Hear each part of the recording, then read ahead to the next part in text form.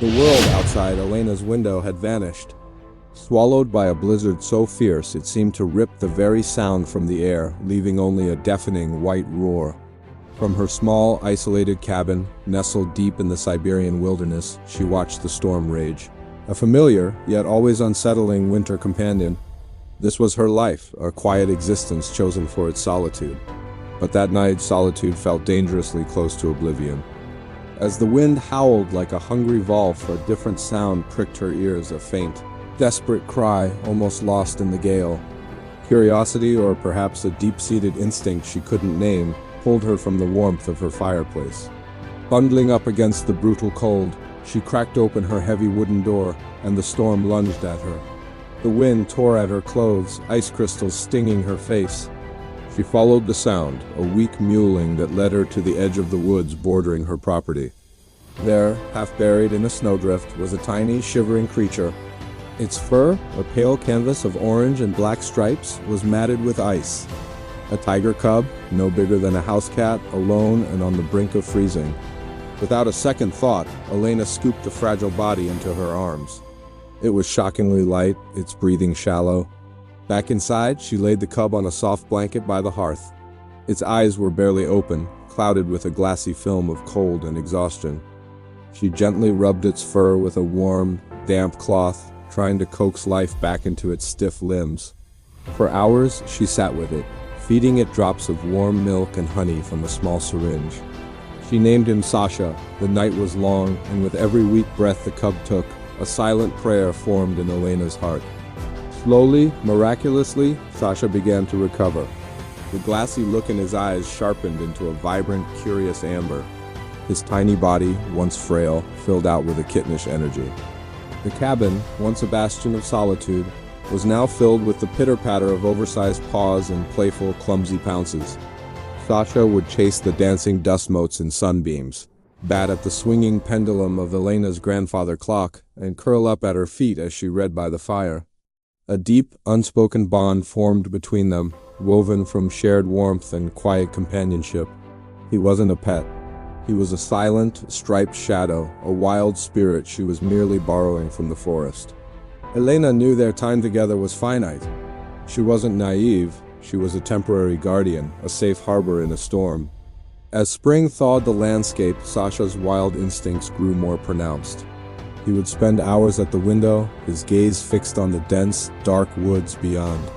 His playful nips became stronger, his pounces more powerful. He started practicing his silent stalk on unsuspecting birds outside, his body low to the ground, tail twitching with an innate predatory grace.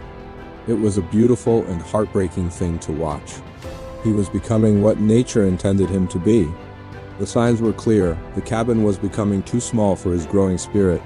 The day she knew he had to leave arrived with the quiet finality of a setting sun. Sasha had grown magnificent, his stripes bold, his muscles lean and powerful. He stood at the open door looking back at her, then toward the forest, his body torn between two worlds. Elena knelt, her hand resting for a final time on his thick fur. There were no grand goodbyes, just a shared look that spoke volumes, a look of gratitude, of love, of letting go.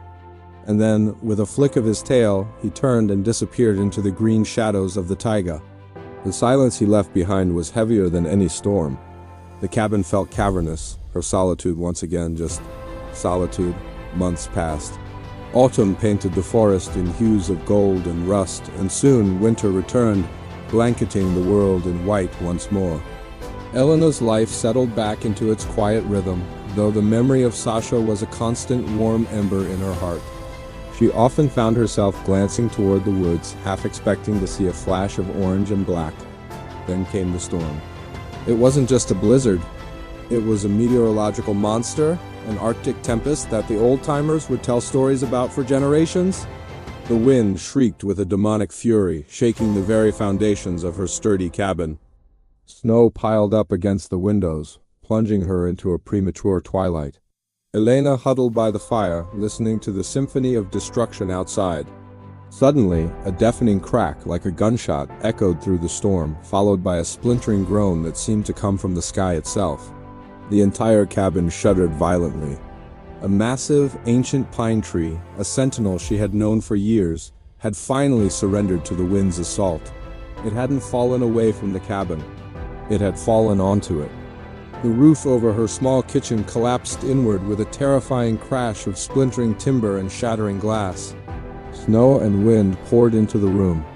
The main support beam over the living area groaned ominously, threatening to give way at any moment.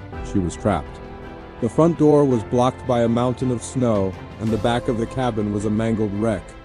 Panic, cold and sharp, began to set in, and then she heard it. A sound from her past. A deep, guttural call that vibrated through the floorboards, powerful enough to cut through the roar of the storm, scratching. Not the frantic clawing of a desperate animal, but a deliberate, insistent scratching at what remained of her front door. Hope, wild and improbable, surged through her. It couldn't be. She scrambled over overturned furniture to the door, her hands shaking as she worked the frozen latch. Bracing against the frame, she managed to pull it open just enough to see through a crack. Two piercing amber eyes stared back at her from the swirling chaos. It was Sasha. He was no longer a cub, but a magnificent, fully grown tiger, a breathtaking force of nature. His fur was dusted with snow, his presence a stark, powerful contrast to the white fury around him. He wasn't just seeking shelter. He chuffed again, a low, urgent sound, and backed away from the door, looking at her, then pointedly toward a section of the woods that was still standing, away from the path of the falling trees. He was showing her a way out. He paced back and forth, his message clear and desperate. "Follow me. This place is not safe." Trusting an instinct that ran deeper than fear, Elena squeezed through the opening.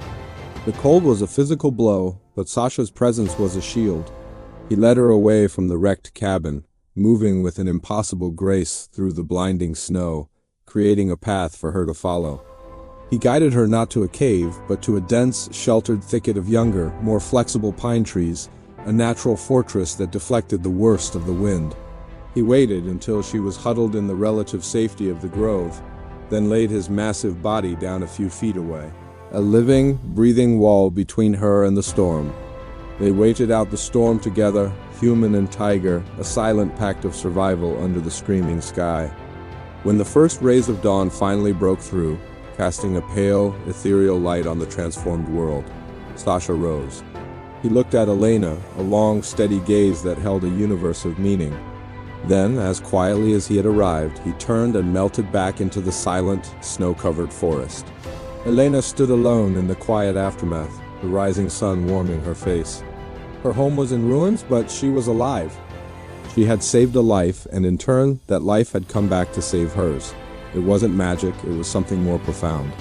It was a connection, a testament to the fact that kindness, once given, is never truly lost.